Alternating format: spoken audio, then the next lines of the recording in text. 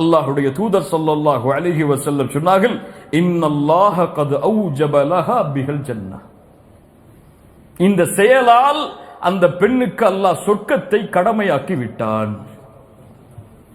அல்லது அவஅதக பிஹா மினன் நார், இந்த செயலால் அந்த பெண்ணுக்கு அல்லாஹ் நரக விடுதலையை அளித்து விட்டான்.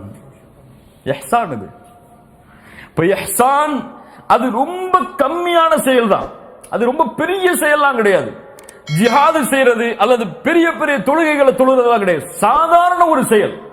இந்த செயல் அல்லாஹ்வுக்கு பிடிச்சிருச்சுன்னா, அல்லாஹ்வுக்கு மட்டும் இந்த செயல் பிடிச்சிருச்சுன்னா, சுப்ஹானல்லாஹ், அதனுடைய கூலி அவன் வாழ்க்கையில் எவ்வளவு கொடிய பாவம் செய்திருந்தாலும் மன்னிச்சு சொர்க்கத்துக்கு போன்றுவான். இஹ்சான் அவ்வளவு தரமுடையது.